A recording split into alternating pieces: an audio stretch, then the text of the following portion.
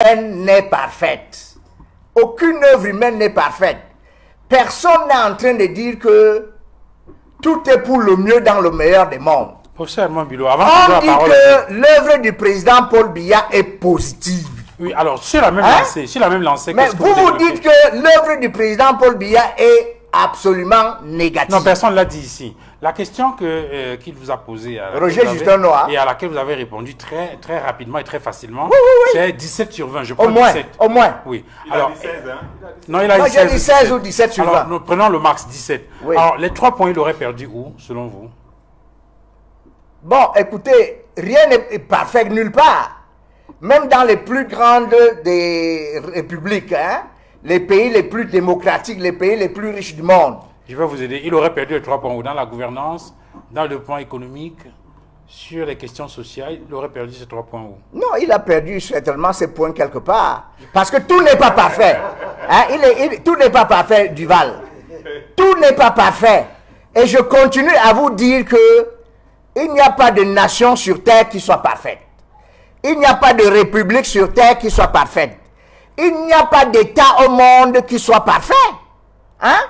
Dans tous les pays du monde, vous regardez le taux de chômage, vous regardez l'inflation, et les chiffres parlent d'eux-mêmes. C'est pour vous dire que, malgré les difficultés auxquelles le Cameroun a eu à faire face, le président Paul Biya a maintenu la barre de main de fer. Vous voyez, il y a eu des obstacles à la gouvernance du président Paul Biya. Très rapidement, je voudrais vous parler du coup d'État de 84. Et après, il y a eu une grave crise économique qui a duré presque 2 décennies. Au moment où on essaie de sortir de la crise économique, on est confronté aux attaques de Boko Haram. Et aujourd'hui, le Cameroun a réduit l'influence de Boko Haram à sa plus simple expression. Le puissant voisin, le Nigeria, a voulu faire main basse sur la péninsule de Bakassi. Nous avons récupéré la péninsule de Bakassi. Et aujourd'hui, il n'y a pas 1 centimètre du Cameroun qui soit entre les mains des étrangers, grâce à la maestra du président Paul Biya. Et donc, on devrait féliciter le président Paul Biya pour l'œuvre immense qu'il a accomplie, malgré les difficultés auxquelles il a eu à faire face. Voilà. Roger Justin Noah a écouté le professeur Edmond Biloa. On a la chance d'avoir eu un très bon président, parce qu'avoir 17 sur 20, avec toutes les difficultés qu'il a énoncées, le coup d'État, la crise économique, et obtenir quand même un résultat de 17 La crise du Nozo. Oui, et obtenir quand même 17 sur 20 en un pays béni. Oui, c'est extraordinaire. C'est encore une manière de frauder. Parce que je ne sais pas comment il a fait pour lui attribuer notre 17 sur 20. Vous voulez Mais je commence par le commencement. Depuis quelque temps, il circule sur les réseaux sociaux une épreuve qui serait celle de l'ENAM, où on demande aux étudiants de discuter une citation de Jefferson Kennedy, où il dit « L'art de la réussite consiste à s'entourer des meilleurs ». Alors, il faut se questionner si le président Paul Biya s'est entouré des meilleurs. Parce que meilleur pour nous, à notre sens, c'est des gens qui sont compétents dans leurs fonctions, qui respectent les lois et règlements de notre pays. Alors, lorsque vous avez un ministre des Travaux publics qui, plus de 5 ans après, n'arrive pas à boucler les travaux d'une autoroute urbaine de 11 km, Yaoundé-Simalène, est-ce qu'il est l'un des meilleurs? Lorsque vous avez le ministre de l'eau et de l'énergie qui n'a pas pu faire avancer les travaux de construction du barrage de Bini-Warak, qui devrait contribuer 111 MW au réseau interconnecté Nord et ainsi permettre aux populations de ce côté d'avoir de l'électricité, est-ce qu'il est l'un des meilleurs? Lorsque vous avez un ministre qui, en Mondovision, promet des abeilles ou alors des serpents affamés à ses compatriotes, ignorant même l'élégance républicaine, est-ce qu'il est l'un des meilleurs? Lorsque vous avez un délégué général à la sûreté, régional, je vais dire à la sûreté à Douala, dans le littoral, qui insulte un enseignant de haut calibre, reconnu sur le plan mondial, et qui fait la fierté des Africains, il insulte le traitant de capacitaire, alors que même la capacité en droit n'est pas une mauvaise chose. Est-ce que celui-là est l'un des meilleurs? Je pense que vos téléspectateurs terminent. Quand vous avez un sous-préfet qui, en 2021, a interdit une réunion publique de la plateforme des partis politiques travaillant sur la réforme du code électoral, en dépit des dispositions de la loi 055 du 19 décembre 1990 relative aux réunions et manifestations publiques, qui dit à son article 3 qu'une réunion, quel qu'en soit l'objet, ne peut être interdite. Est-ce que celui-là fait partie des meilleurs? Ça veut dire que, lorsqu'on regarde tout ça, ça veut dire que il a été incapable, durant tout le temps qu'il a passé à la tête de notre pays jusqu'ici, de choisir les hommes compétents qui vont assumer avec élégance leurs fonctions, avec compétence leurs fonctions, en respectant strictement les lois et règlements de la République.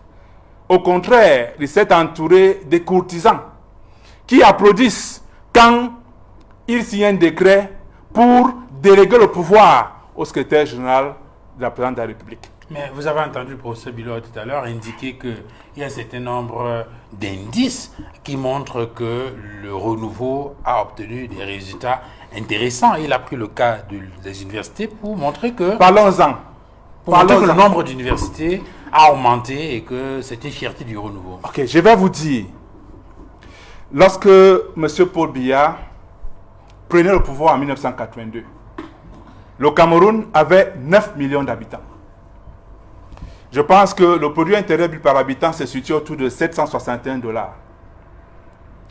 Nous en sommes à 40 ans plus tard. La population a triplé. Nous sommes au-delà de 30 millions d'habitants. Mais le produit intérieur brut par habitant a seulement doublé. Il vous parle des universités.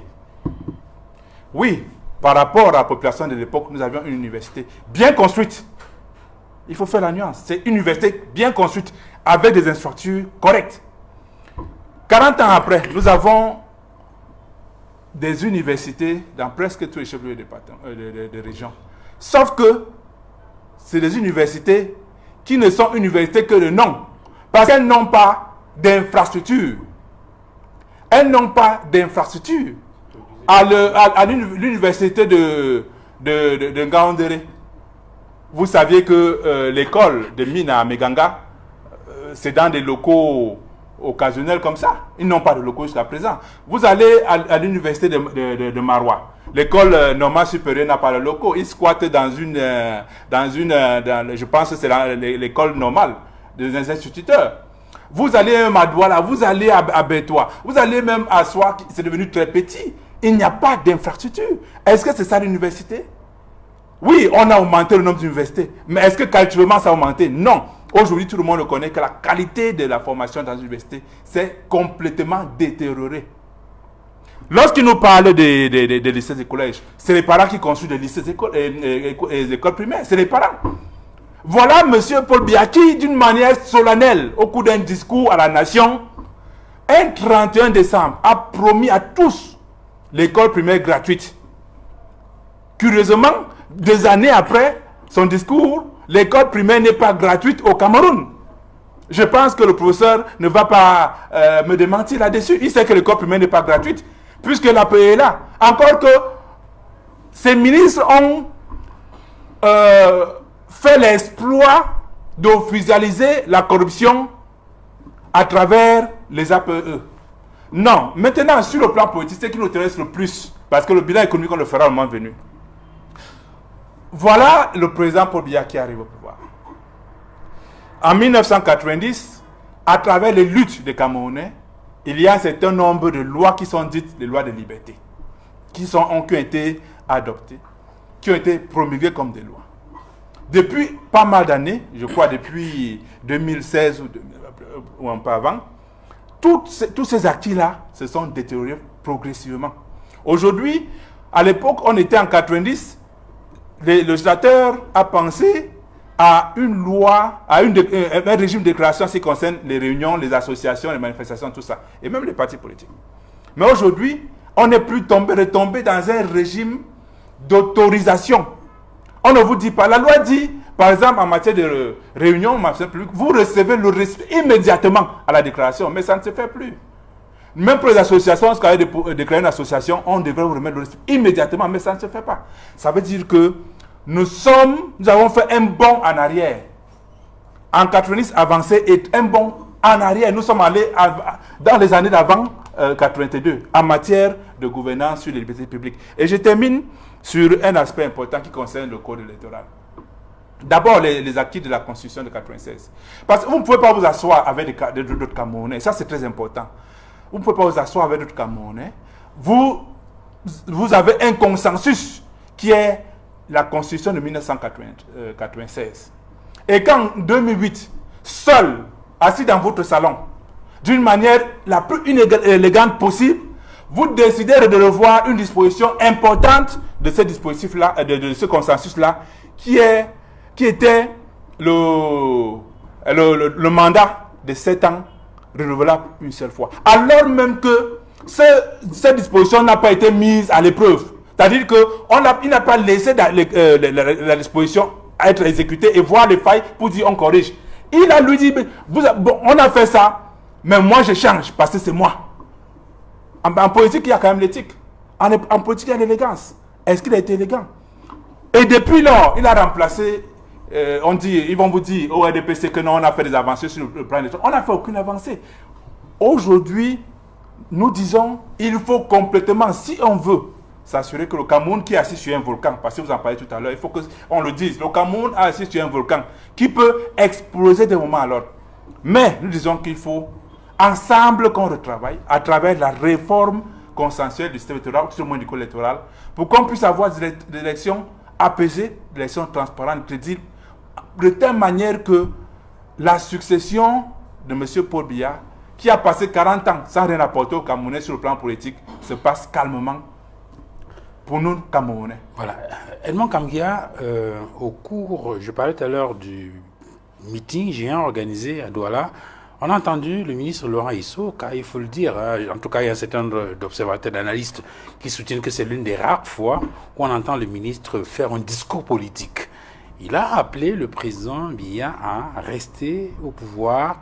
Il a supplié, pour reprendre les termes de la grande tribune, à ne pas prendre sa retraite parce que, dit-il, il y a des fonctions pour lesquelles on ne prend pas de retraite. Mais il y a comme une sorte de réponse dans un certain nombre de journaux, notamment le Messager qui se pose la question, 40 ans, que cherche-t-il encore? Est-ce que vous avez réponse à cette question? 40 ans après, que cherche encore le président Biya? Avant de répondre à cette question, il y a un point que je vais relever en relation avec les débats qu'on a eus avant. C'est qu'il y a un grand professeur d'université, de regrettée mémoire, Roger Gabriel Lepp, qui avait une grande théorie par rapport à la gouvernance, par rapport au pouvoir d'État au Cameroun. Il a appelé cela la théorie du triangle équilatéral. Ça n'a pas fait l'unanimité à l'époque, mais il estimait, de sa posture de professeur agrégé de droit public, de sa posture d'observateur de la scène politique camerounaise avant l'indépendance et après l'indépendance, il note que les grilles de lecture qu'il faut prendre en considération ne devraient pas s'arrêter seulement sur l'axe nord-sud. Parce qu'on a évoqué tout à l'heure sur ce débat l'axe nord-sud. Amadou Ahidjo, premier président de la République du Cameroun, étant globalement du Grand Nord, notamment la région du Nord de l'époque. Aujourd'hui, il y a 3 grandes régions dans le Nord, dans la partie septentrionale du pays. À son époque, il y avait que la Damawa et le Nord, et également l'extrême Nord.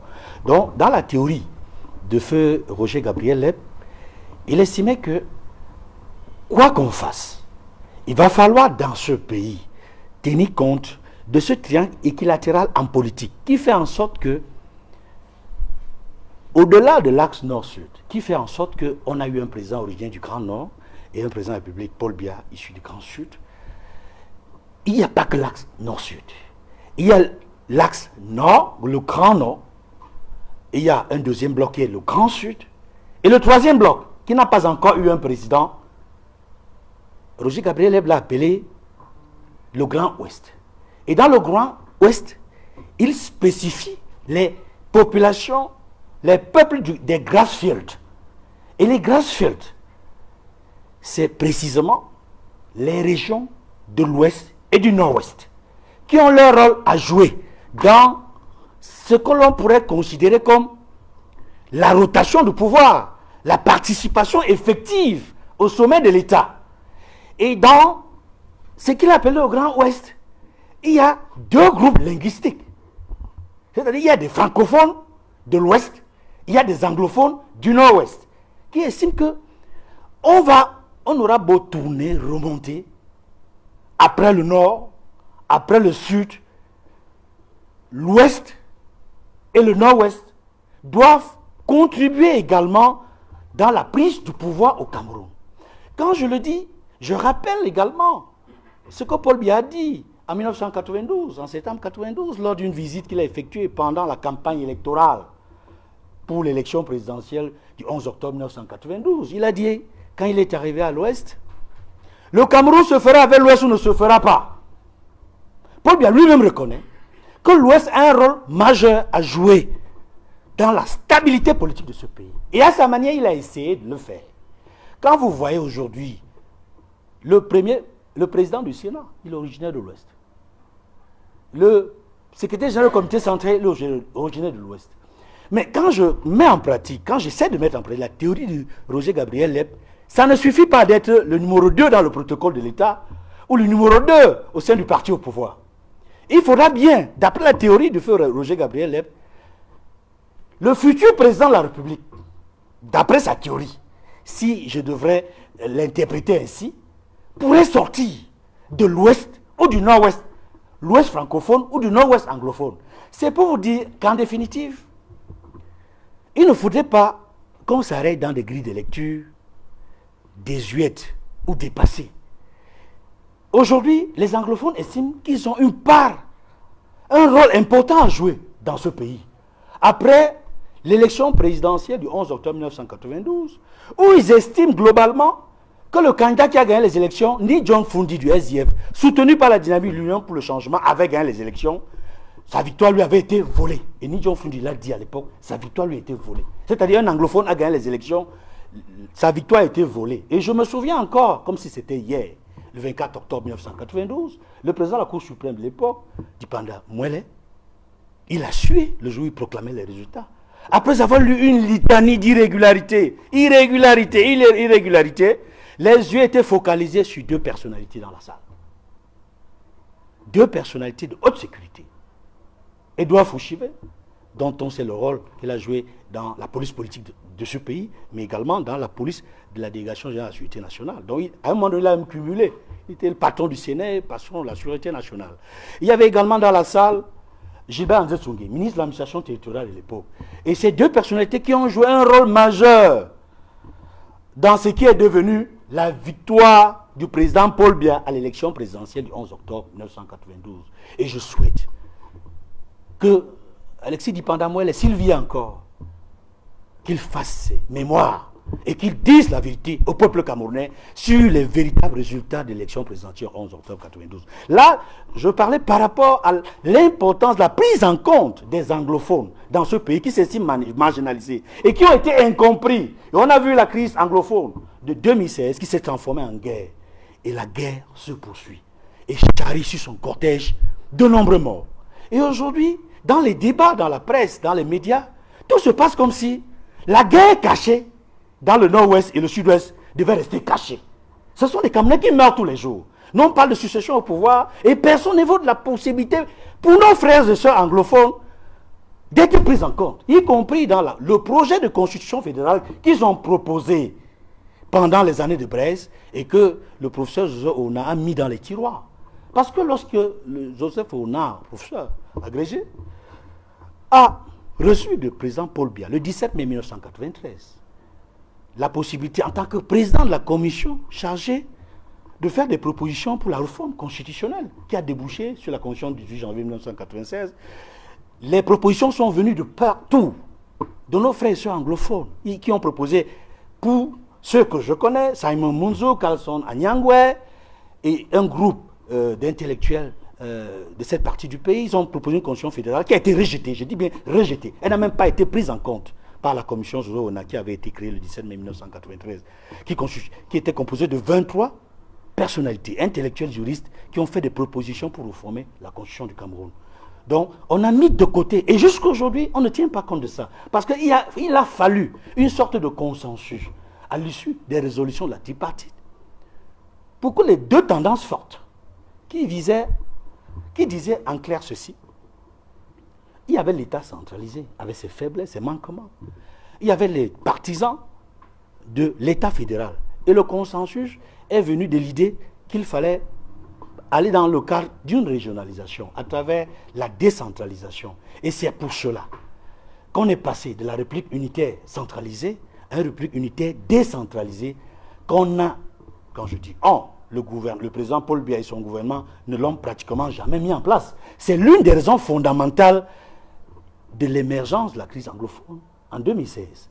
Parce que ce qu'on leur avait promis à la rencontre tripartite, c'est qu'on devait mettre immédiatement en place la Constitution, faire un comité de suivi qui s'assurerait que la décentralisation serait effective. Mais de 1996 à pratiquement 2021 ou 2022, avec les élections régionales, c'est avec les élections régionales qu'on commence à avoir les débuts de la décentralisation. Plus de 25 ans après, il y a un manque de volonté. Et ça, c'était important de le souligner. Parce qu'aujourd'hui, dans la guerre de succession au pouvoir, ne regardez pas seulement le nord et le sud. Regardez également les Grassfields dont parlait le professeur Roger Gabriel, le professeur regretté Roger Gabriel Lep, qui tenait compte et des anglophones et des populations originaires de l'Ouest. Pas seulement Bamoun, Bamileke. Alors, avant de répondre à la question que j'ai posée sur le bilan des 40 ans, peut-être que le professeur Biloa voulait mettre un peu de la braise à votre pipe avant qu'on ne continue. Parce que je n'ai pas répondu. Oui, bien non, vous allez répondre, je vous remets la parole. Parce que je l'ai vu manifester la volonté de réagir, c'est pour ça que je voulais lui donner la parole. Je vais plutôt enlever de la braise à sa pipe. Et comment ça?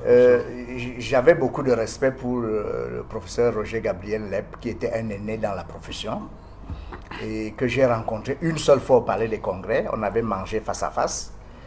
Lui, il ne me connaissait pas, moi je le connaissais, je me suis présenté, c'est comme ça qu'on s'est connus. Donc, mais moi je le connaissais très bien, parce qu'il était très médiatisé. Alors, Lep, justement, a parlé du triangle équilatéral. Et moi, je ne suis pas d'accord avec cette théorie du triangle équilatéral. Parce que le Grand Sud, on peut dire que c'est l'Est, le centre et le Sud. Le Grand Nord, la Damawa, le Nord et l'extrême Nord. Le Grand Ouest, c'est l'Ouest et le Nord-Ouest. Mais qu'est-ce qu'on fait du littoral et du Sud-Ouest? Le Sud-Ouest se considère plus proche du littoral que de l'Ouest. Mais il n'est pas raison de mettre l'Ouest et le Nord-Ouest ensemble parce que ce sont les Grassfields. C'est ce que nous on appelle en linguistique les Bantous Grassfields. Donc le Nord-Ouest et le Sud-Ouest sont culturellement proches.